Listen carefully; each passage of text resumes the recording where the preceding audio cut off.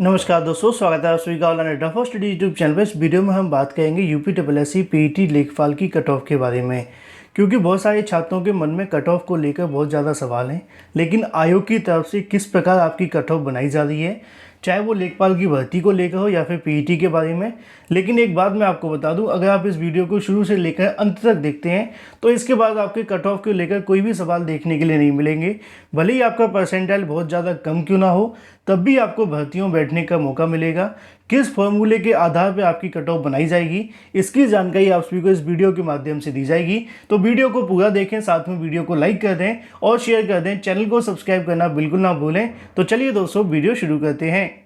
आगे बढ़ने से पहले अगर आप यूपी SSC राज्योत्सव लेखपाल की तैयारी कर रहे हैं तो ये बिल्कुल सही समय अपनी प्रिपरेशन को बूस्ट करने का। उसके लिए मार्केट में आप सभी के लिए आ चुकी है चक्षु प्रकाशन की बेस्ट बुक। जैसा कि आप सभी स्क्रीन पर देख पा रहे हैं, इस बुक के अंदर बहुत सारी आपको जो डिटेल है वो दी गई है। पीईटी परीक्षा में आपने देखा ऑनलाइन का कुछ भी पेपर के अंदर नहीं पूछा गया, जो भी पूछा गया सब कुछ बुक से आपको देखने के लिए मिला। इसी वजह से मैं आपको कहूंगा कि अगर आप लेखपाल के अंदर एक सीट लेना चाहते हैं तो बुक के माध्यम से पढ़ें। 100% आपका जो सिलेक्शन है वो होगा। इस बुक के अंदर आपको बहुत सारी जानकारी साथ में डिटेल देखने के लिए मिलेगी। इस बुक की सबसे खास बात यह है कि इसमें डिटेल के साथ साथ आपको मिलते हैं वन लाइनर क्वेश्चन, जो कि आपकी परीक्षा के लिए काफी ज्यादा महत्वपूर्ण है। जैसा कि आप स्क्रीन पर देख पा रहे हैं, इसके साथ साथ आप सभी परचेज कर सकते हैं इनकी संपूर्ण गाइड। साथ में इसकी अगर बात करें प्रैक्टिस सेट को भी, जो कि आप सभी को ऑफलाइन किसी भी मार्केट में मिल जाएगा। साथ ही आप सभी ऑनलाइन भी ले सकते हैं, जिसका लिंक आपको वीडियो की डिस्क्रिप्शन में दिया गया है। थोड़ा सा पेशेंस के साथ आप वीडियो को समझें, 100% आपके सारी समझ में चीज़ें आ जाएंगी। पीईटी 2021 की कट ऑफ को लेकर जैसा कि आप जानते हैं कि आयोग की तरफ से अभी तक कोई जानकारी नहीं दी गई थी, क्योंकि उनका ऐसा कहना था कि जो पीईटी परीक्षा हमारी ओर से करवाई जाएगी वो सिर्फ यहाँ पे आपका स्कोर कार्ड जारी किया जाएगा। कोई भी अभ्यर्थी फेल नहीं होगा और कोई भी अभ्यर्थी इसके अंदर पास नहीं होगा। सिर्फ परसेंटाइल के आधार पर हम भर्तियों के अंदर चयन करेंगे। अब जब आयोग के पुराने इंटरव्यू को सुना गया तो उनका कहना था कि 15 गुना छात्रों को हम बुला लेंगे, और जैसे ही हमें जानकारी मिली कि 15 गुना छात्रों को बुलाया जाएगा तो ज़्यादातर अभ्यर्थियों के जो हौसले हैं वो यहीं पर टूट गए थे। उसकी सबसे बड़ी वजह ये थी कि 18 लाख अभ्यर्थियों ने इस परीक्षा के अंदर आवेदन किया था, परीक्षा को दिया था। तो 18 लाख के जब अभ्यर्थी यहाँ से 15 गुना निकालते हैं, मतलब 18 लाख में से 15 गुना वैकेंसी के आधार पर निकालते हैं, तो संख्या लाख 1.5 लाख के समथिंग देखने के लिए मिलती है। तो हर एक अभ्यर्थी को ऐसा लगता है कि भाई हम तो इस भर्ती से बाहर हो जाएंगे, क्योंकि 17 लाख 18 लाख में से अगर 1.5 लाख को निकाल भी लेंगे तब भी 16 लाख छात्रों को बाहर बैठना पड़ेगा। लेकिन क्या आप सच में ऐसा सोचते हैं? अगर सच में सोचते हैं तो कमेंट करके बताना बिल्कुल ना भूलें, क्योंकि इसी की सबसे बड़ी वजह मैं आपको बताने वाला हूं।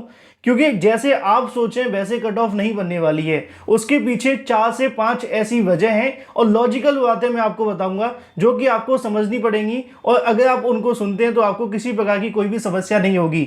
लेकिन आप लोग इस वीडियो को लाइक अवश्य करिएगा जब मैं आपको सारी बातें समझाऊंगा। तो जैसा कि दोस्तों आप सभी जानते हैं कि पीईटी परीक्षा जो करवाई गई है वो सिर्फ लेखपाल भर्ती के लिए नहीं है। जब भी यहाँ पे कहीं ना कहीं बात आती है पीईटी को लेकर तो छात्रों का जो रुझान है वो लेखपाल भर्ती की तरफ चला जाता है, लेकिन ऐसा नहीं है। पीईटी जो करवाई गई है वो इसके अलावा और भी कई ऐसी वैकेंसी हैं जो कि भविष्य के अंदर निकलने वाली हैं। एग्जाम्पल के तौर पे मैं आपको समझाना चाहूँगा कि पीईटी के बाद में ज़्यादातर अभ्यर्थी लेखपाल भर्ती के अंदर जाएंगे, है ना। लेकिन ऐसे बहुत सारे अभ्यर्थी हैं जिनको लेखपाल भर्ती से कोई लेना देना भी नहीं है, क्योंकि हर एक अभ्यर्थी आगे बढ़ना चाहता है। इस भर्ती के अंदर ऐसे बहुत सारे छात्रों ने पीईटी परीक्षा को दिया है जो पहले से लेखपाल हैं या फिर लेखपाल के आसपास की दूसरी वैकेंसी में जॉब कर रहे हैं। मैं आपको बता दूं, शिक्षक बनने के लिए भी अभ्यर्थियों ने यहाँ पे कहीं ना कहीं जो शिक्षक भर्तियों के अंदर चयनित हुए हैं उन्होंने भी लेखपाल भर्ती के अंदर आवेदन किया था, माफ कीजिए पीईटी के अंदर आवेदन किया था, लेकिन वो लेखपाल के अंदर नहीं जाने वाले हैं। इससे अबर की वैकेंसी के लिए उन्होंने आवेदन कर दिया था। इसके अलावा और भी यूपी SSC से वैकेंसी निकलती है, जिसका कारण सिर्फ लेखपाल नहीं है। तो ऐसे में अगर यहाँ पे आप ये सोचें कि 90 परसेंटाइल वालों को ही बुला लिया जाएगा, अब 90 परसेंटाइल में से हम कह सकते हैं कि 6 से 7% ऐसे अभ्यर्थी देखने के लिए मिलेंगे जिनको लेखपाल से कोई लेना देना नहीं है। वो पहले से किसी न किसी नौकरी के अंदर लगे हुए हैं, वो लेखपाल से ऊपर की वैकेंसी के अंदर अपना चयन चाहते हैं। अब ऊपर की वैकेंसी के जब वो चाहेंगे तो पीईटी उनको क्वालिफाई करना पड़ेगा। इसी वजह से उन्होंने यहाँ पे पीईटी को दिया था। तो कभी भी लेखपाल की कट ऑफ को लेकर आप पीईटी के अंदर सभी छात्रों से कंपैरिजन ना करें, क्योंकि हर एक भर्ती की अलग अलग योग्यता देखने के लिए मिलेगी।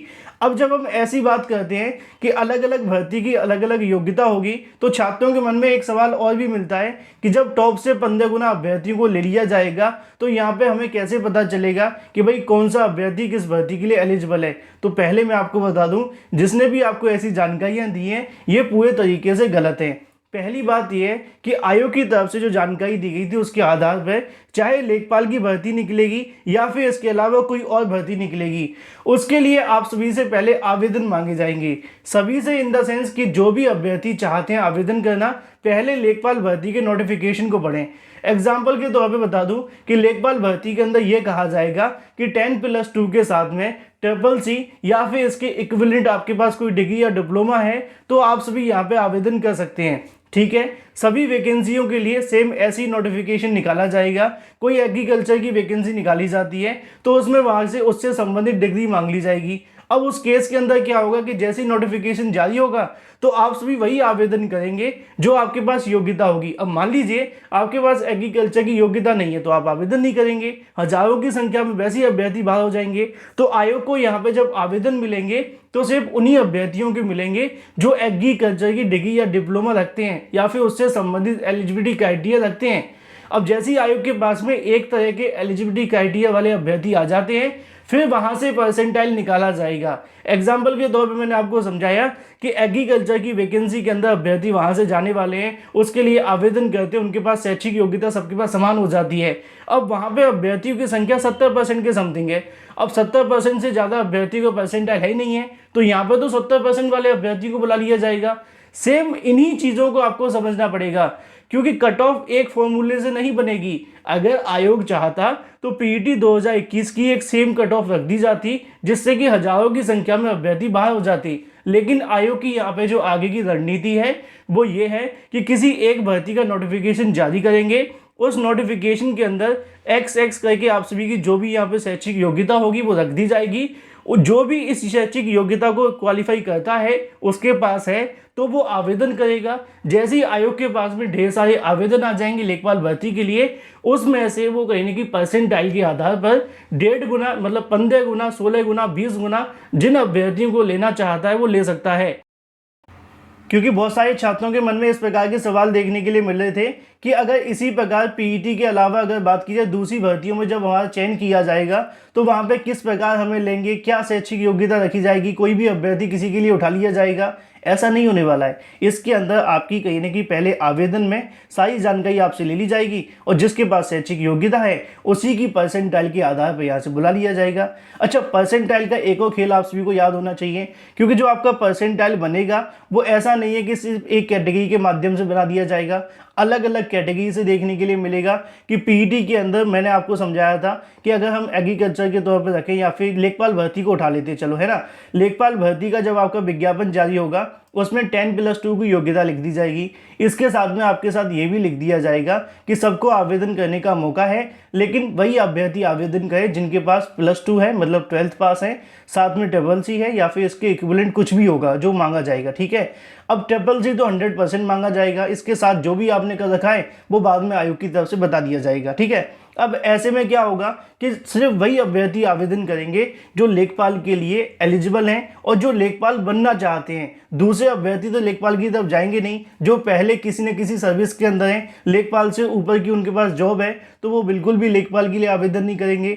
अब जब लेखपाल के लिए वो आवेदन करेंगे तो यहाँ पर आयोग के पास एक डाटा निकल करके आएगा जो कि CCC वाले अभ्यर्थी होंगे और सिर्फ योग्यता रखते होंगे लेखपाल की, है ना। अब एक एलिजिबिलिटी क्राइटेरिया वाले अभ्यर्थियों के जब आवेदन लेखपाल के लिए मिल जाएंगे, उसके आधार पर उसमें से 15 गुना अभ्यर्थियों को बुलाया जाएगा।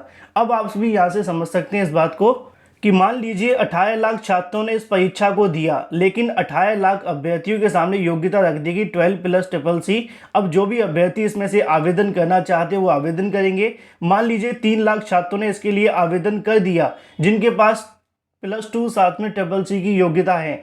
अब इन 3 लाख अभ्यर्थियों में से आपकी जो कट ऑफ है वो निर्धारित की जाएगी कि भाई हमें यहाँ से 15 गुना को लेना है या 20 गुना को लेना है, किस कैटेगरी वाइज लेना है, अलग अलग चीज़ें बनाई जाएंगी और यही फॉर्मूले के आधार पर आपकी जो कट ऑफ है बनेगी। क्योंकि ज़्यादातर छात्रों के मन में यही सवाल होता है कि भाई 18 लाख ने परीक्षा को दे दिया है, 18 लाख में से सिर्फ 15 गुना को बुलाया जाएगा, हमारे पास तो कुछ नहीं है, 17 लाख अभ्यर्थी बाहर हो जाएंगे। बिल्कुल ऐसा नहीं होने वाला है। कई ऐसी भर्तियां भी देखने के लिए मिलेंगी जिसकी आपके पास शैक्षिक योग्यता ही नहीं है। जैसे ही वहाँ पे शैक्षिक योग्यता डाली जाएगी, आधे से ज़्यादा अभ्यर्थी वैसे ही बाहर हो जाएंगे। तो ये चीज़ आपको समझने की आवश्यकता है। भले ही आपका परसेंटाइल 70+ बन रहा है, भले ही आपका परसेंटाइल 75+ बन रहा है या फिर आपका 80+ बन रहा है, अभी कोई भी इससे भर्ती से बाहर नहीं है। सीधे तौर पर सभी अभ्यर्थी अभी भर्तियों के अंदर हैं। जब तक आयोग की तरफ से कोई नई भर्ती का विज्ञापन जारी नहीं होता, विज्ञापन के अंदर एलिजिबिलिटी क्राइटेरिया नहीं डाला जाता और उस एलिजिबिलिटी क्राइटेरिया के आधार पर जो भी यहाँ पे अभ्यर्थी आवेदन करेंगे 3 लाख 4 लाख या फिर जितने भी, उसका 15 गुना अभ्यर्थी यहाँ से ले लिया जाएगा वैकेंसी के मुताबिक। ऐसा आयोग की तरफ से कहा गया था और यही सबसे बेहतरीन फॉर्मूला होगा जिससे कि आयोग को पता चल जाएगा कि कौन सी अभ्यर्थी किस भर्ती के लिए योग्यता रखते हैं, कौन से अभ्यर्थी लेखपाल के लिए इंटरेस्टेड हैं। ऐसा तो हो नहीं सकता कि लिस्ट में से सीधे 15 गुना अभ्यर्थी को बुला लिया जाए। अब जैसे कि एग्जाम्पल के तौर पर मैंने आपको बताया कि बहुत सारे ऐसे भी अभ्यर्थी हैं जो अलग अलग भर्तियों के अंदर चयनित हैं, वो बिल्कुल भी नहीं चाहेंगे कि लेखपाल बने या फिर लेखपाल बनने के लिए आगे बढ़ें, है ना, क्योंकि जो आगे बढ़ गया है वो नीचे थोड़ी उतरेगा। सेम चीज़ यहाँ पर फॉलो हो जाएगी। तो लेखपाल भर्ती के अंदर वो अभ्यर्थी बिल्कुल आवेदन नहीं करेंगे, तो उनको अगर आयोग यहाँ से उठा लेता है अपनी मर्जी से तो यहाँ से चीज़ें सेट नहीं हो पाएंगी। तो इस बात को समझने के लिए आपके लिए सबसे आसान यही है कि कोई भी भर्ती का विज्ञापन जारी होगा, उस विज्ञापन के अंदर एलिजिबिलिटी क्राइटेरिया आएगा, उसके लिए अभ्यर्थी आवेदन करेंगे। आवेदन के आधार पर आयोग को यहाँ से पता चलेगा कि कितने अभ्यर्थी कौन सी एलिजिबिलिटी क्राइटेरिया के साथ आवेदन कर रहे हैं, बस उसी में से 15 गुना अभ्यर्थियों को उठा लिया जाएगा। और इसकी सबसे बड़ी वजह यही है कि पीईटी की कोई कट ऑफ यहाँ पे घोषित नहीं की गई थी आयोग की तरफ से। आयोग चाहता है कि सभी अभ्यर्थी पीईटी में क्वालिफाई तो हो जाएंगे, जिसके ज़्यादा स्कोर होगा वो सभी के पास स्कोर कार्ड पहुँचा दिया जाएगा। जब हम भर्ती का विज्ञापन जारी करेंगे उसमें आवेदन ले लेंगे और उसके बाद में हम शॉर्ट लिस्ट कर लेंगे। इसी वजह से अगर आपका 70 परसेंटाइल बन रहा है, 75 बन रहा है, 80 बन रहा है या फिर 90 बन रहा है, 95 बन रहा है, कोई आपको ये कह रहा है कि 90+ वाले अभ्यर्थी सेफ हैं, भाई 89 वाले सेफ हैं, तो ऐसा बिल्कुल भी नहीं है।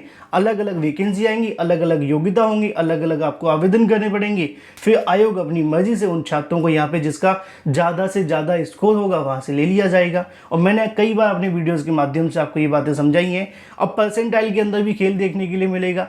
जैसा कि मैंने कल के वीडियो के अंदर आपको एक जानकारी दी थी कि जब 70 परसेंटाइल वाले जो अभ्यर्थी होंगे, ये बिल्कुल भी तय नहीं है कि 70 परसेंटाइल पर से जनरल अभ्यर्थी है कि ओबीसी अभ्यर्थी है या फिर एससी का अभ्यर्थी है। मैंने आपको कल भी समझाया था कि एग्जाम्पल के तौर पे किसी भर्ती के अंदर हाईएस्ट जो परसेंटाइल वाले अभ्यर्थी 70% वाले मिल जाते हैं। अब 70 परसेंटाइल के ऊपर यहाँ पर सिर्फ जनरल वाले अभ्यर्थी मिलते हैं, लेकिन हमें तो ओबीसी वाले भी लेने हैं। ओबीसी लेने के लिए हमें नीचे जाना पड़ेगा, वहाँ पे हमें 68 परसेंटाइल वाले मिलेंगे। जब हम एससी के लिए जाएंगे तो वहाँ पे हमारे पास सीटें नहीं बचेंगी। फिर हमें थोड़ी सी और नीचे जाना पड़ेगा देखने के लिए, तो पता चलता है कि भाई एससी वाले तो 65 के आसपास हैं। इसी वजह से जो आयोग की तरफ से कट ऑफ बनाई जाएगी फॉर्मूले को लेकर, उसमें बहुत सारी चीज़ें आपको देखने के लिए मिलेंगी। सिर्फ एक आसान सा फॉर्मूला नहीं होगा जिसको आप सभी यहाँ से समझें कि भाई एक भर्ती के हमने 1 लाख आवेदन किए, उसमें से हमने 70,000 को उठा लिया, बस होगी भर्ती बन गई और आपको नियुक्तियाँ दे दी। बिल्कुल ऐसा नहीं होगा। बहुत सारे रूल्स एंड रेगुलेशंस को फॉलो करना पड़ेगा, तब जा कर के पीईटी की किसी भर्ती के लिए कट ऑफ बनाई जाएगी। जैसा कि मैंने आपको इस वीडियो में बताया है, 100% जब आपकी भर्ती निकलेगी तो इसी प्रकार का आपको आगे भी देखने के लिए मिलेगा। अलग अलग कैटेगरी वाइज परसेंटाइल बनाया जाएगा, अलग अलग शैक्षिक योग्यता के अनुसार आप सभी आवेदन करेंगे।